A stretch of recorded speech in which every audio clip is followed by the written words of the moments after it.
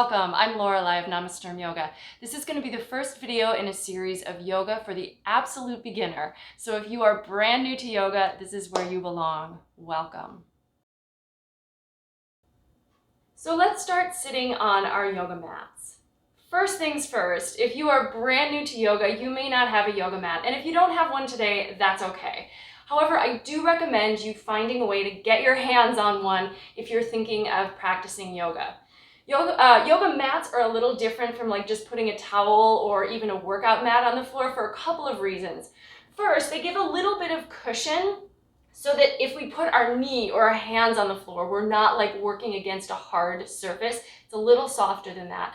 But the main thing is that yoga mats actually have a little bit of like a grippiness to it, or sort of a stickiness. They're sometimes called sticky mats. So if I were to push down and try to slide my hand forward, it actually sticks to the mat. And we use that a lot just to try to get traction for our hands and feet so that they don't slip out from underneath us. So we don't want our mat to slide on the floor, and we also don't want our hands and feet to slip on the mat. So if you don't have a mat today, go ahead and use what you've got, but hopefully you can have one in the future. They're not too expensive. I had a request from a subscriber to do a little series of videos for people who are really brand new to yoga. I know it can be a little intimidating to just show up at a yoga practice and try to follow what's going on when you're just not certain. So I just wanted to do this particular video just to kind of give a quick introduction. First of all, what is yoga? Yoga is a word that means union, or sometimes I've heard of it as yoke, which is similar to the word yoga itself. And it basically is a union between a person and the creator. So that is sort of the spiritual origin of the word, is that it means union or yoke. Hatha yoga is specifically the physical practice of yoga. So yoga was founded in India like a gazillion years ago, and there are many different types of yoga practices. So some people are like yoga scholars and they study ancient texts and try to find their union in that way. There's a form called bhakti yoga, which is a devotional yoga where it's just a lot of chanting. But hatha yoga is specifically the practice that we do with our bodies in physical space. Hatha yoga was designed to be a preparation for meditation. So sometimes sitting and taking a still meditative posture can be difficult on the body. So the practice was designed to help open hips and allow shoulders and spine and the limbs and everything to all feel comfortable to sit in stillness for a period of time. So here we sit at the very beginning of our practice. A is for asana. Asana means posture or pose. So if you've ever heard of someone talking about a yoga pose, they're referring to a yoga asana. This seated pose or posture that we're in right now is called sukhasana, easy pose. Almost all of our yoga poses have names. Many of the names are in Sanskrit, which is just the language that the practice was developed in, but usually they also have English or familiar names as well. So we can call this easy pose, but we might also say sukhasana. If we were to take our legs out and go ahead and do this, so yoga is participative. You can watch, you can learn, and much of the learning will be done with your mind, but you also want to start learning with your body and teaching it to do the practice and the poses along the way.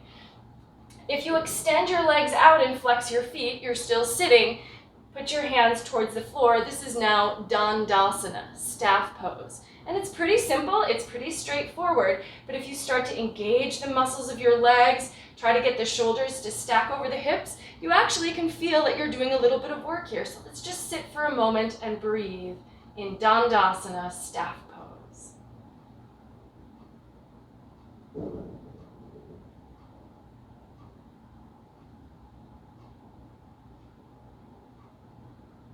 All right, so that's one that now you know. You know two, Sukhasana, Dandasana. Let's come to our feet. So we're just gonna stand up, and this may be the simplest thing ever. We're gonna come to standing.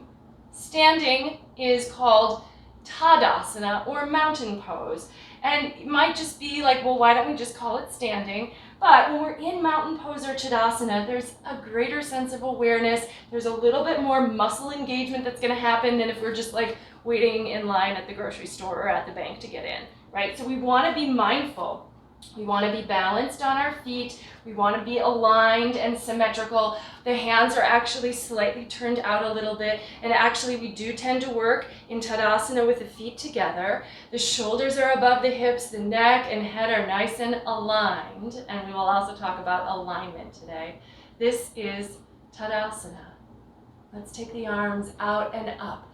Maybe as you reach those arms up, look up towards your thumbs. And then let's take a forward fold over the legs. I know for many people this can be challenging. If your hamstrings are tight, bend your knees, bend them a lot. But we're going to come to a forward fold over the legs, and this is Uttanasana. And it's basically just a standing forward fold. We're going to let the head hang down and allow the upper body to just rest. So we can work this pose with straighter legs, but I find for a lot of times if you're tight in your hamstrings, it's going to be really hard to straighten the legs without completely coming up with the back. So let the knees bend, let the upper body hang, let the head hang down. And then we're going to bring the fingers to the shins or somewhere on your legs. You're going to root in and reach your head forward away from the tailbone. Feeling like your back is flat and your head is just reaching forward and your tail is reaching back. This is Ardha Uttanasana. Ardha means half, so it's a half forward fold. Let's go ahead and release back down to Uttanasana. Now press the feet into the floor and see if you can come up nice and long, even if the knees are bent as you come up. Reach the arms. And then we're going to bring palms together in front of the heart. So we're still in Tadasana, mountain pose, but we have the hands pressed at heart center. So we're adding in this hand version. And let's move through these very simple poses that we've now learned. We're already doing some yoga. Inhale. Follow the breath if you can. So reach the arms up. Exhale. Fold all the way to Uttanasana. Bring your fingers to your shins. Take the half forward fold. Exhale, let yourself fold down over the legs.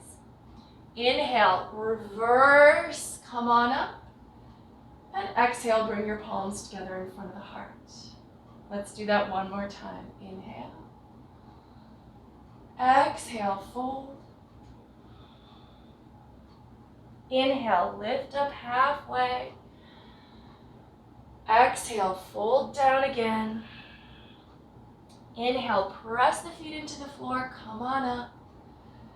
And exhale, palms together in front of the heart. A is for alignment. So I'm going to talk a little bit about alignment, which is something that you want to keep in mind as you practice throughout every class you go to. So we'll start with the feet. Feet, if we want them hip distance apart, are going to be right under the hips, right? So that should make sense. In my mind, hip distance is about a footprint apart. And sort of the fun fact is actually our hips are narrower than our shoulders. I know I have always felt like, well, my hips are definitely wider than my shoulders, but it has more to do with where the bone goes into the socket. So our hip sockets just on our skeleton are actually narrower than our shoulder sockets. So if we were to step our feet shoulder distance apart, they might be a little wider, but we can step them now hip distance apart. They're a little closer. In Tadasana, we actually step them together. The big toes touch, but the heels don't, just because our feet are not bricks, right? So our heels are actually slightly apart. If we were to bring the heels together, then our knees would actually start to open a little bit to the side, but we want to keep the feet parallel, so our heels are apart. That's our feet. Now notice if your weight is on the balls of the feet or the heels, or if you can't even tell, and see if you can notice. Ideally, we want to have the weight evenly distributed between the balls and the heels of the feet. You might even lift your toes. The toes, we don't want them to do a lot of work here. Press down into the floor with the balls and heels of the feet. You might feel the muscles of your legs charge up a little bit, and then place the toes back down lightly. Knees. When you pushed your feet into the floor, did you notice your knees lock? See if you can soften your knees. So the muscles of the legs are still working, but we're not like clenching that joint. We're not pushing the kneecap back. We don't want to hyperextend the knees. When we have our knees over our toes, we want to think if I were to bend my knees, they would go straight toward the toes. So if our feet were turned out and we were to bend our knees, they might not go towards the toes. And the same thing, we want the knees to go straight forward over the toes. Hips. Bring your hands to your hips for just a moment. Our hips are actually really mobile, and it's kind of our pelvis and our hips and this whole area here we can do a lot with. So we can kind of go around in a whole circle here, one direction and then the other direction. So you can play with that and just move around and kind of loosen up what's going on in the hips. But then we want to think about our hips as being able to either tuck, so like we're thinking of tucking our hips, or imagine if you had a tail and you were tucking it underneath you, or tilt, in which case we would move our tailbone up and back. Generally in standing poses, we're going to want to think of tucking our tailbone. Now we don't want to exaggerate it, so if I were to exaggerate this, I would tuck my tailbone and all of a sudden like my belly would be way forward. But the opposite would be if I let my tailbone shoot back, and now my belly's kind of dropping down, but I'm also crunching the low back. So what really we're going for is balance, but we want to find a way where we're slightly dropping the tailbone toward the floor. Bring your palms together in front of the heart. Reach the arms out and up. Let's exhale, fold over the legs. Inhale, take that half lift. And then let's go ahead, and if you're not at the front of your mat, go ahead and walk up to the front of the mat, and we're going to step the right foot back. If it only gets halfway back, see if you're able to take it even further back, and we're going to look a little bit more at alignment of our knee. So our left knee, we want the knee to be over the ankle, over the shin. If you only stepped your foot back this far and you start to bend your knee is going to go past your toes, and what we really want is for the shin bone to support that joint. Reach through the head, reach through the heel of that back foot, and take this as a nice deep lunge. You may have a harder time than me getting your fingers to the floor, in which case you could put your hands on something to support you so you're not struggling to find balance here. Reach through the back heel, stretch. This is actually a nice deep lunge here, but the thing we're thinking about is the alignment of the knee over the ankle and keeping that constant no matter how deep we lunge. Let's switch to the other leg. So we're going to step the back foot forward, and if it takes a couple steps to get it forward, that's fine. And then we're going to step the left foot back. Now, my hands are on the floor to help me, but my knees are really bent, so I'm already bending the knee. And I'm going to try to get that back foot all the way to the back of the mat. And then my right knee remains over my ankle. Fingers on the floor, reach through the head, reach through the heel. This is important for the safety of our knee joint, and this comes up in a lot of poses where we want to keep the knee over the ankle. And not only is it not going forward of the ankle, but we also don't want to let it wobble to the side. We really want to do the best we can to keep that knee right up above the shin so the shin is supporting the joint. Let's step forward with that back leg again, and then let's take both feet back and we're going to drop the knees both to the floor. Now this is where the mat sometimes is really nice because the knees want a little padding underneath them. Take the hands under the shoulders, spread your fingers, take your knees under your hips, and we're just in a tabletop position. I wanted to talk just for a moment about shoulders, because we have a lot of options when we align our shoulders as well. So for right now, all we're going to do is we're going to keep our hands where they are, and we're just going to move our chest down and our shoulder blades together. And then we're going to do the opposite. So we're going to lift up and let the shoulder blades pull apart. And we're really just moving the upper back and the shoulder blades and just noticing how much mobility there is in there. This might feel really good to you, especially if you tend to be tight in the shoulders or the upper back. So just take a little time to do this, just moving up and down, and notice the difference. So there are some times in poses where we're going to want to draw the shoulder blades together and move the chest or heart forward or down, depending on what way we're facing.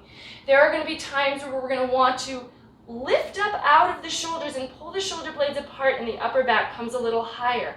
And it just is going to depend on what we're working with. But we want to be aware of what we can do. And that brings us to our third A, which is awareness. Keep moving your shoulders back and forth, especially if this feels good to you. The disadvantage, of course, of practicing yoga from home on a video is that there's no one, I can't be there to look at your body and tell you if you're doing something right or wrong. So you're going to have to develop your own awareness. So a couple of things first. Awareness of alignment. I'm just going to come and sit back on my heels here. You can do the same, or you can keep moving the shoulders if it feels good to you. Awareness of alignment is the first thing. Yoga is designed with specific alignment that is intended to improve your practice of yoga and make things safe for your body. So we want to be as much as possible aware of how to align our bodies and then whether or not we are meeting that alignment. But the second thing that we need to be aware of is whether something is causing us pain. Sensation is not all pain, but pain is a sensation. So as you're going through whatever you're practicing, if something is causing you a sensation, you need to be able to process that and say, is this just unusual, uncomfortable, strange, interesting, or is it pain? And if something is actually pain, find a way to ease up, back off, or stop completely. Yoga should not be causing your body pain, although you will feel sensations, some of them fantastic, but some of them might really challenge you. The final thing we're going to do is we're going to go into Shavasana, or corpse pose, which is the final pose at the end of any yoga practice, and it's pretty much what it sounds like. We're doing nothing. So you can come to your mat. Go ahead and take your time lowering down. Lengthen the legs out. Everything is pretty symmetrical, but there's no tension here. So we're not worried that the feet are pointing up. We can relax the feet. We can relax the arms with the hands up. The nose is pointing towards the ceiling. Just let everything go. You can close your eyes and focus in on the breath here. So feel free to spend another minute or two in this final corpse pose. I'm going to come back up to a seat. So the next in this series will be B is for breath, and we'll talk a little bit about how we want to breathe in a yoga practice. I'm going to post the ABC series on Thursdays, so check in. But if you want to subscribe and hit the notifications, then you'll find out every time I post a new video. I do post videos for more advanced yoga students as well, so if you want to look at those, please feel free. But welcome, and if you have any questions or comments, please let me know. My goal with this series is to help you to figure out what's going on with yoga and how to make it work for you and your body. Take care. Namaste.